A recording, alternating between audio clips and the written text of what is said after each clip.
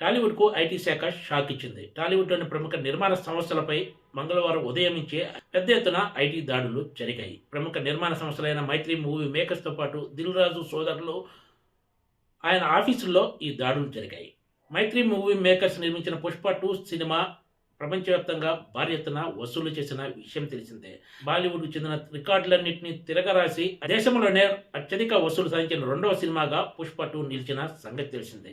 చిత్ర నిర్మాణ సంస్థ మైత్రి మూవీ మేకర్సే ఈ సినిమా వసూళ్లను అధికారికంగా ప్రకటిస్తూ వచ్చింది. తెలుగు రాష్ట్రాలతో పోలిస్తే ముఖ్యంగా హిందీ మార్కెట్లో పుష్ప 2 వసూళ్లు పెద్ద ఎత్తున ఉన్నాయి.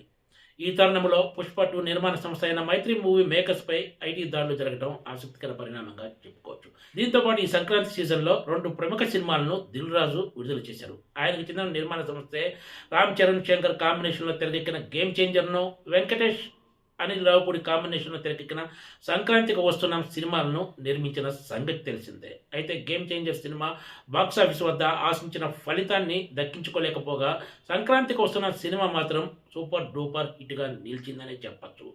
ఈ సినిమా వసూళ్లు ఇప్పటికే దగ్గర 200 కోట్ల రూపాయలకు చేరినట్లు సమాచారం. ఈ తరుణంలో దిల్ రాజుకు చెందిన నివాసాలతో పాటు ఆఫీసుల్లో కూడా పెద్ద ఎత్తున సోదాలు జరిగాయి.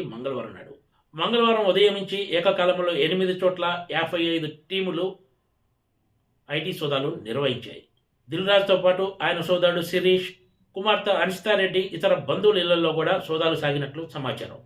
మొత్తానికి పుష్ప 2 రికార్డు వసూళ్లు, సంక్రాంతి సినిమాల సూపర్ సక్సెస్తో ఐటీ దాడులు టాలీవుడ్ వర్గాలను ఒకంత షాకు గురి చేశాయనే చెప్పాలి. Please subscribe TG TV.